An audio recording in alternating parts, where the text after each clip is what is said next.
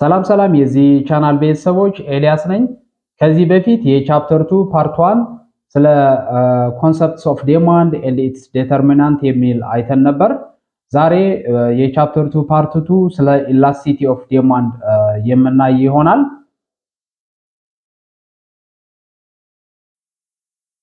Elasticity of demand in economics, the concept of elasticity is very crucial and is easier to analyze the quantitative relationship between price and quantity purchased or sold. So የኢላስቲሲቲ ጥቅም ኢኮኖሚክስ ላይ ስንመለከት አቅርቦትና ፍላጎት ከዋጋ ጋር ያላቸው ግንኙነት በቁጥር የሚያሳየን ነው ማለት ነው። ኳንቲቴቲቭ ሪሌሽንሺፕ የፕራይስ እና ኳንቲቲ ፐርቼዝድ as well as sold የሚያሳየን ኢላስቲሲቲ እንለዋለን ማለት ነው። or we can analyze it using the elasticity concept and elasticity is the measure of responsiveness of dependent variable to change in an independent variable. ስለዚህ elasticity ማለት independent variable ሲቀየር dependent variable በምን ያህል ሪስፖንድ ያደርጋል ወይም ሪአክት ያደርጋል የሚል ነው የሚያሳየን ማለት ነው። or the reactions of dependent variable due to change in independent variable ይሆናል ማለት ነው። accordingly we have the concept of elasticity demand and elasticity supply. so ሁለቱም elasticity demand እና elasticity supply የምንመለከት ይሆናል። then coming to the elasticity demand, elasticity of demand refers to degree of responsiveness of quantity demanded of a good to change in price or change in income or change in price of related goods. so ዋጋ ሲቀየር ወይም የገቢ ለውጥ ሲኖር ወይም የተዛማጅ ዕቃዎች ዋጋ ለውጥ ሲኖር በፍላጎት ላይ የሚያሳድረው ጫና ወይም ለውጥ elasticity demand እንለዋለን ማለት ነው።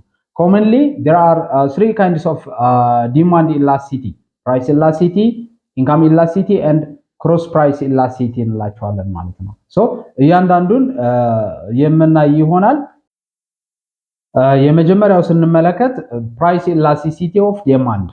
Price elasticity demand means degree of responsiveness of demand to change in price. ዋጋ ሲቀየር ፍላጎት በምን ያህል ይቀየራል ወይም በምን ያህል ለውጥ ያመጣል የሚል የሚያሳየን ይሆናል ማለት ነው። and it indicates how consumer react to change in price. ሸማቾች ለዋጋ ለውጥ የዋጋ ለውጥ ሲኖር እንዴት ሪአክት ያደርጋሉ ወይም እንዴት ሪስፖንድ ያደርጋሉ በፍላጎታቸው ላይ የሚል የሚያሳየን ይሆናል ማለት ነው። and the greater the reaction, the greater will be elasticity. so ሪአክሽናቸው በፍላጎት ላይ የሚኖረው ተጽዕኖ በጣም ከፍተኛ ከሆነ የዋጋ ለውጡ ኢላስቲክ እንለዋለን ማለት ነው። and also the lesser the reaction, the smaller will be elasticity.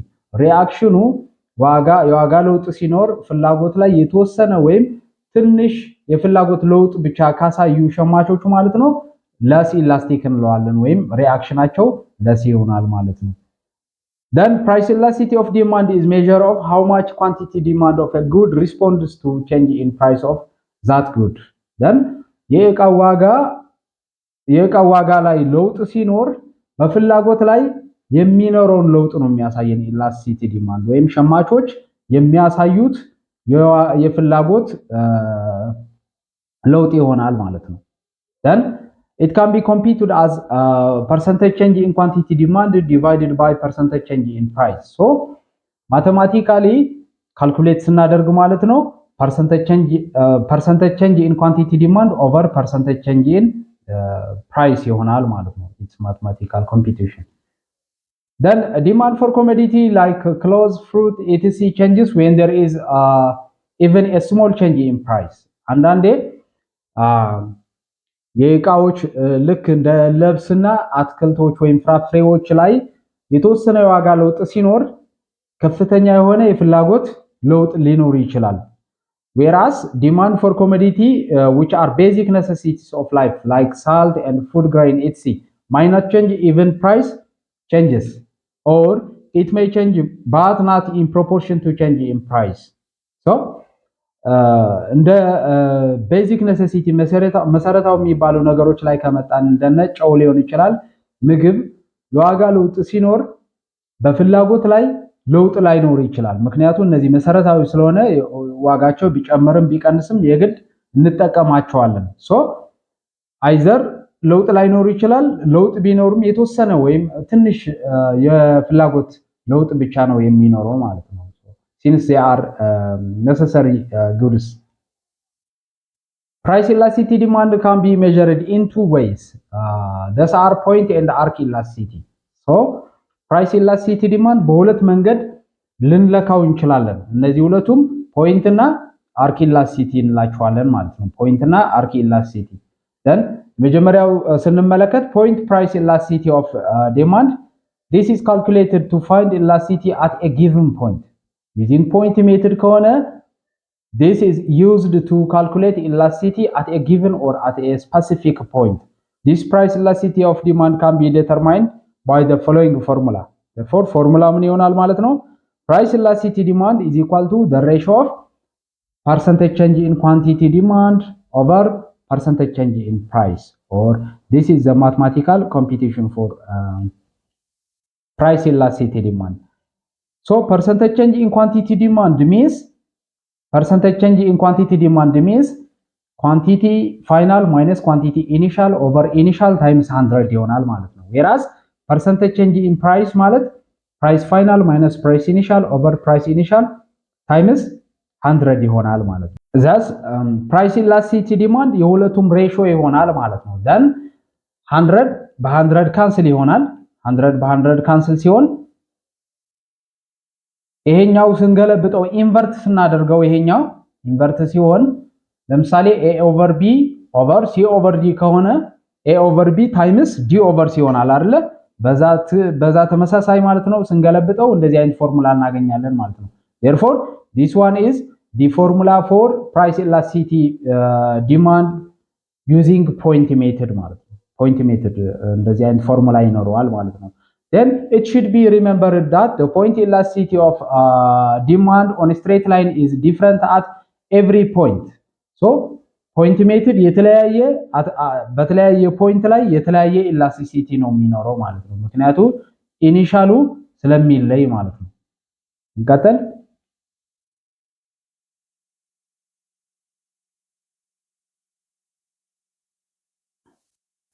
So graphically ስንመለከተው point elasticity demand በግራፍ ስንመለከተው ማለት ነው። Here we have a demand curve from R to P.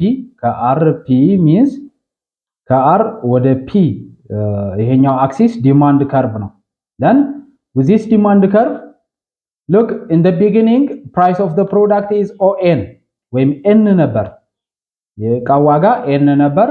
when price of the product is N, quantity demanded is M.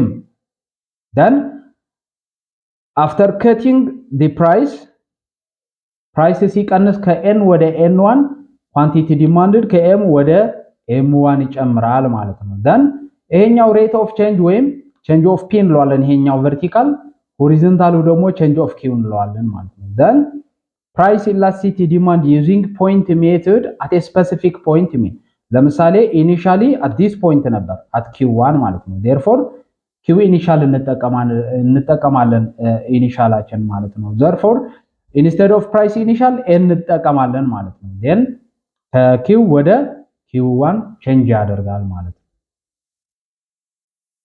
ሁለተኛው arc price elasticity of demand. The main drawback of point elasticity demand is that it is applicable only when we have information about even a slight change in price and quantity demands of a commodity. ስለዚህ የፖይንት ኢላስቲሲቲ ዲማንድ ዋነኛ ችግሩ ምንድነው? እያንዳንዱ የዋጋና የፍላጎት መጠን ለውጥ ማወቅ ይጠበቅብናል ማለት ነው። ወይም ኢንፎርሜሽኑ ሊኖረን ይገባል። ነገር ግን እያንዳንዱ የዋጋ ለውጥ ላይ ወይም የፍላጎት ለውጥ የሚኖረው ላናቀው እንችላለን ወይም ኢንፎርሜሽን ላናገኝ እንችላለን። ስለዚህ ለዚህ አማራጭ የሚሆን አርክ ሜትድ ኢላስቲሲቲ ሜዠርመንት እንጠቀማለን ማለት ነው። ወይም ሚድ ፖይንት ወይም አቨሬጅ ፖይንት አቨሬጁን እንጠቀማለን ማለት ነው። In arc price elasticity demand, the midpoints of old and the new value of both price and quantity demand are used.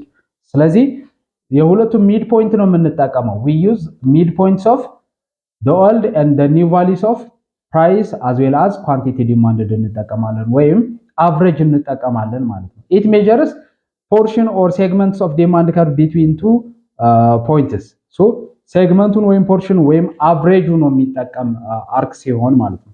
then the formula for measuring arc elasticity is given by look ቀደም final minus initial over initial times 100 ያለን ነበር። አሁን average ስለሆነ እየወሰድን ያለ ነው final plus initial over 2 እናደርገዋለን። average-ን mid point-ን እንወስዳለን ማለት ነው። የፕራይስም ተመሳሳይ price final plus price initial over 2 እናደርጋለን ማለት ነው። instead of initial mid point-ን ወይም average እየወሰድን ነው ማለት ነው። so ሁለት በሁለት ካንስል ይሆናል። ይሄኛው 2 by 2 ካንስል ይሆናል። therefore invert ስናደርገው ስንገለብጠው ማለት ነው ይሄንን እናገኛለን። means this one is the final formula for arc elasticity method ይሄኛው ተጠቅመን ካልኩሌት እናደርጋለን using arc method ማለት ነው። example suppose the price of a commodity rise from BRL 10 to BRL 15 and quantity demanded decrease from 120 to 100 units given this compute price elasticity demand so from this illustration ምንና ምን ነው ይሰጠን የዕቃው ዋጋ ከ10 ብር ወደ 15 ብር ጨምረዋል and quantity demanded decrease from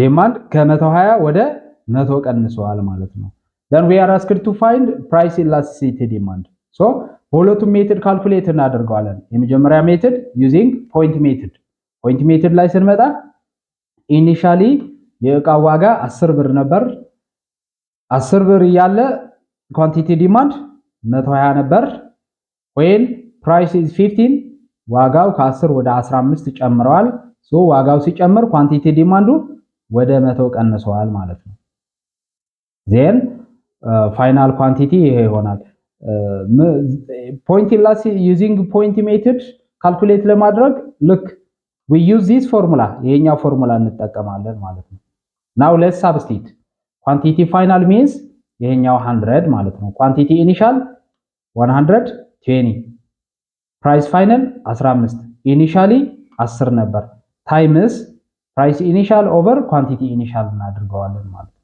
then this implies simplify ስናደርገው 20 over 6 ይሆናል በ0 ይሄኛው በ0 ሲጠፋ -1 over 3 ይሆናል then we take absolute value እንወስዳለን 1 over 3 ይሆናል 1 over 3 means 0.33 ይሆናል ማለት ነው this implies ምንድነው implication ማለት ነው at price 10 if price increase by 1% quantity demanded decrease by 0.33% ይሆናል ማለት ነው means ምን ማለት ነው initially at initial price ዋጋው ከ10 ብር ተነስቶ ማለት ነው then ዋጋ በ1% ሲጨምር የፍላጎት መጠን ደግሞ በ0.33% ይቀንሳል ማለት ነው ኔጌቲቭ ስለሆነ የሚያሳየን እዚህ ጋር አብሶሉት ቫልዩ ወሰድነው ለኢንተርፕሪቴሽን ነው so ኔጌቲቭ ሪሌሽንሺፕ ስላላቸው ዋጋ ሲጨምር በ1%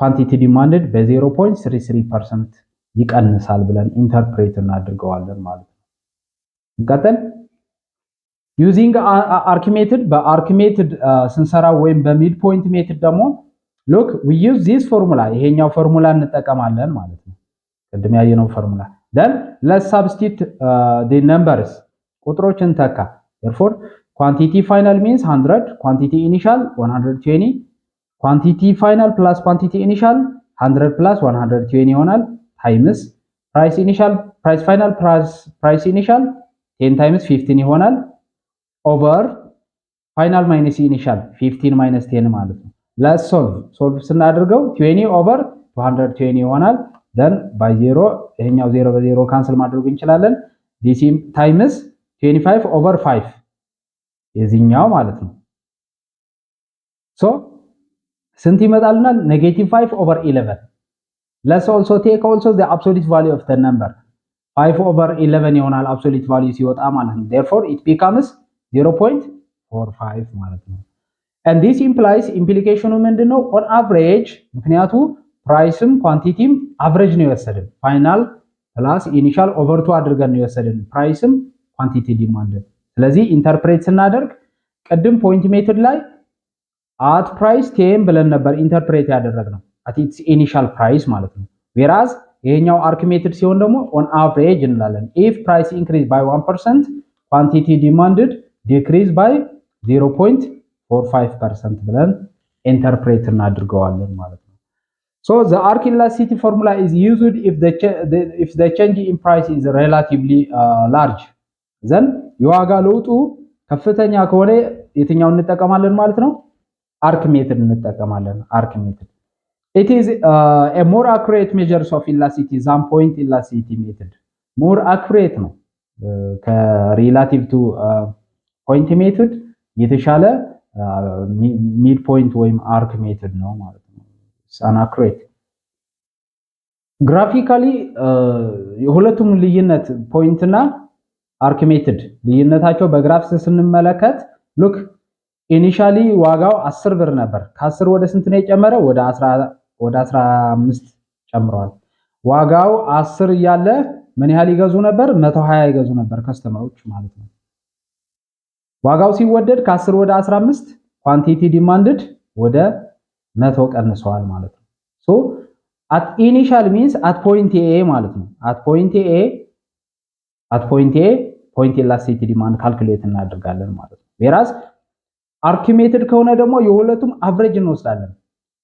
15 plus 10 10 ሲደመር 15 ሲካፈል ለ2 12.5 ይሆናል ማለት ነው። ይሄ average ነው።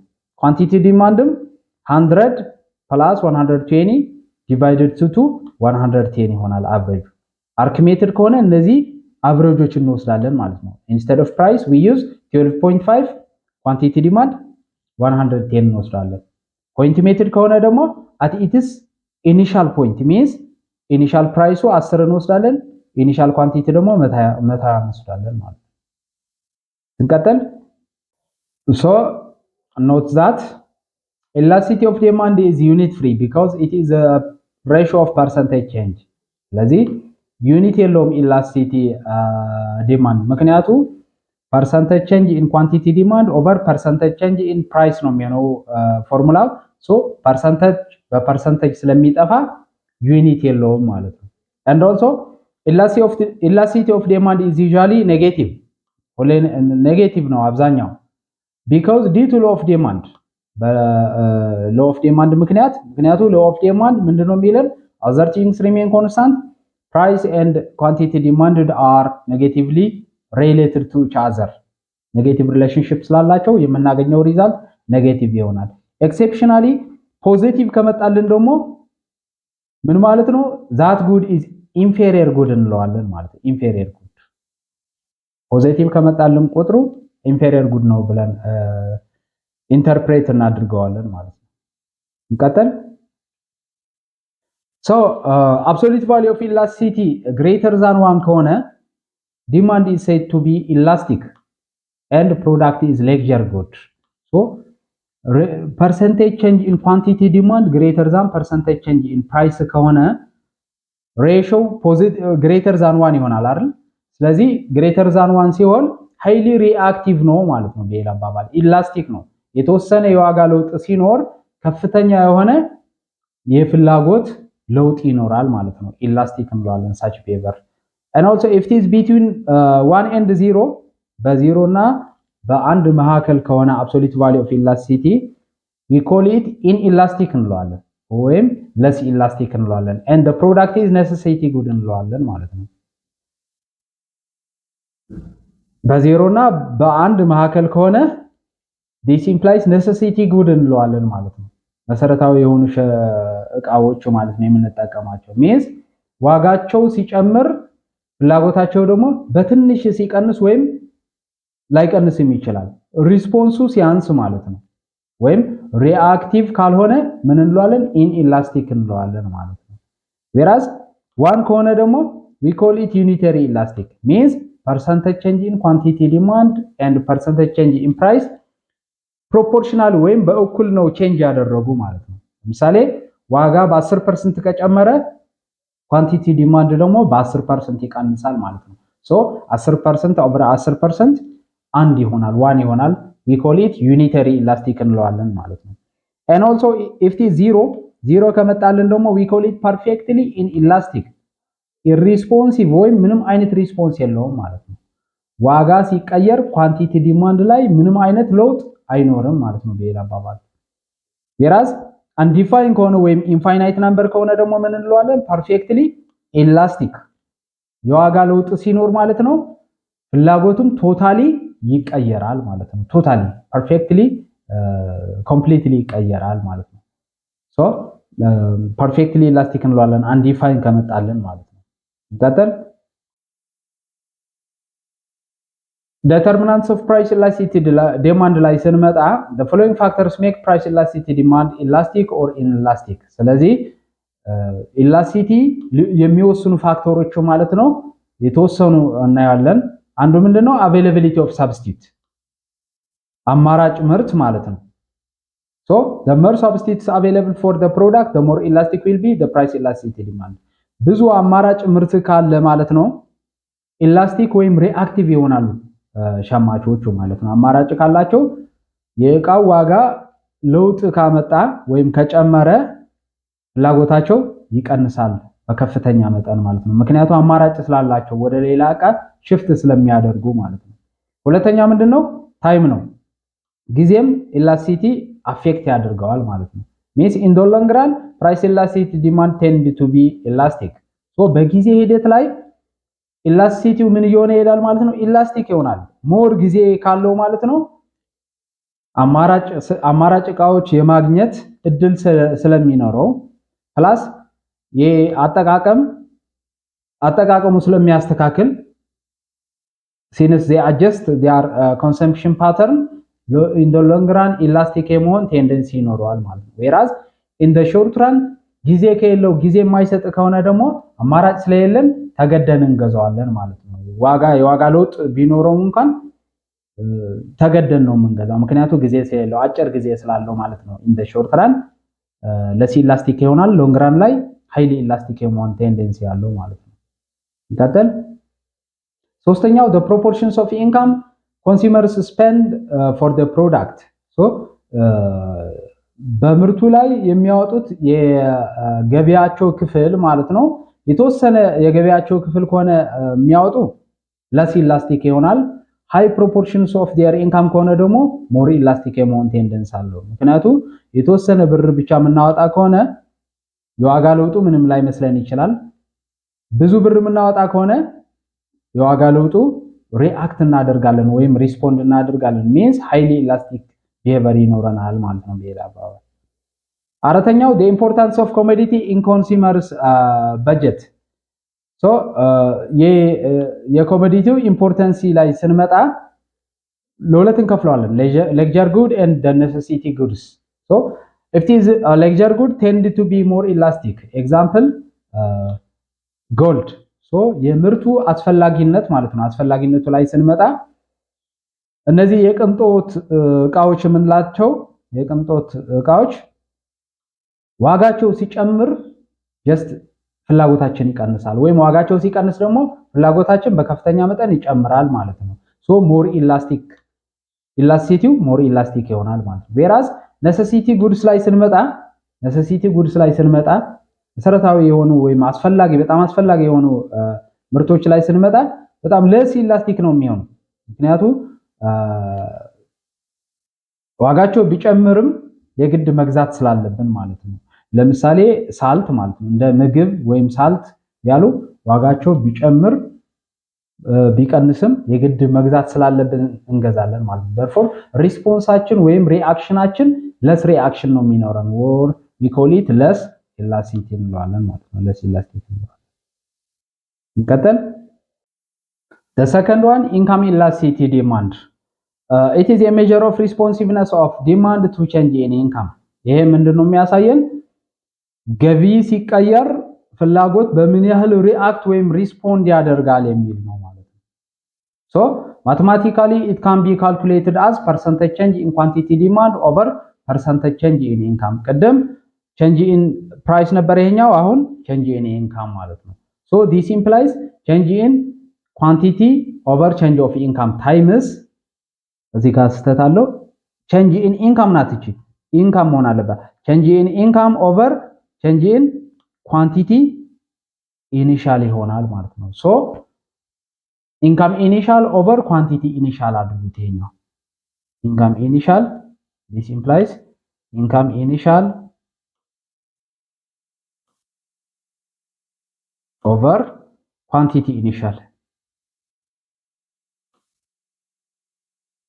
Then point income elasticity demand if it is greater than 1 ከሆነ ካልኩሌት አድርገን ያገኘነው ቁጥር greater than 1 ከሆነ the good is leisure good እንለዋለን ማለት ነው or highly elastic ነው ማለት ነው። whereas if it is less than 1 and positive the good is necessity good ወይም less reactive ነው ማለት ነው። if it is less than 0 or negative the good is inferior good እንለዋለን ማለት ነው። so እንደ price elasticity demand አሁን absolute value አንወስድም ምክንያቱም ኔጌቲቭ ከመጣ የራስ የሆነ ኢምፕሊኬሽን ስላለው ያ ኢምፕሊኬሽን ምንድነው ኢንፌሪየር ጉድ ነው። ኔጌቲቭ ከመጣልን ኢንፌሪየር ጉድ ብለን ስለምን ተረጉመው absolute value አንወስድም ማለት ነው። absolute value አንወስድም። እንቀጥል cross price elasticity demand ላይ ስንመጣ this is measures of how much the demand for a product is affected by change in price of another good. so cross price elasticity demand ላይ ምን ብለን ነበር የአንዱ ዋጋ መጨመር ሌላኛው እቃ ላይ ፍላጎት ተጽዕኖ ሲያሳድር ወይም ፍላጎት ላይ ለውጥ ሲኖረው ማለት ነው። so mathematically cross price elasticity demand x for y means elasticity demand for x due to change in price of y ማለት ነው. so it can be calculated as percentage change in quantity demand for x over percentage change in price of y ይሆናል ማለት ነው። this implies change in quantity of x over change in price of y times price of y initial over quantity of x initial ይሆናል ማለት ነው። then the cross price elasticity demand for substitute good is positive ከመጣልን the good is substitute good እንለዋለን ማለት ነው። የሚተካኩ እቃዎች ናቸው። whereas if it is negative ከመጣልን ደግሞ ኮምፕሊመንት ናቸው ወይም ኮምፕሊመንተሪ ጉድስ እንላቸዋለን ማለት ነው። if it is 0 ካልኩሌት አድርገን 0 ከመጣልን ቁጥሩ we call it unrelated goods ግንኙነት የሌላቸው እቃዎች ማለት ነው። እንቀጥል here we have numerical example. Consider the following data which shows change in quantity demanded of good X in response to change in price of good Y. Look, price of Y አለን እዚህ ጋር and also quantity demand for X. Price of Y ከ10 ወደ 15 ሲጨምር quantity demand for X ከ1005 ወደ 1000 ይቀንሳል ይለናል።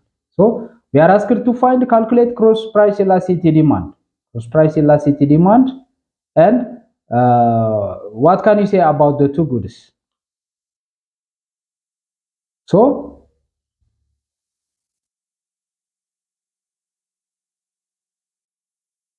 cross price elasticity demand x for y is equal to ይሄኛው ፎርሙላ እንጠቀማለን ማለት ነው። ፎርሙላው ይሄኛው ፎርሙላ እንጠቀማለን cross price elasticity demand.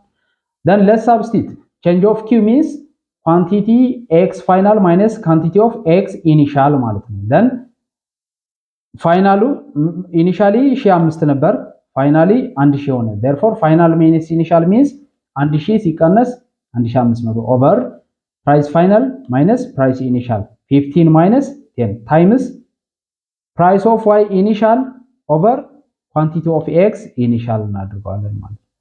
let's simplify this ይሄንን simplify ስናደርገው 5000 ኔጌቲቭ 5000 ኦቨር 5 ታይምስ 10 ኦቨር 1500 ይሆናል ማለት ነው። ለምሳሌ 20 በ20 ካንሰል ስናደርገው ስንት ይሆናል? ኔጌቲቭ 50 ኦቨር 75 ይሆናል ማለት ነው።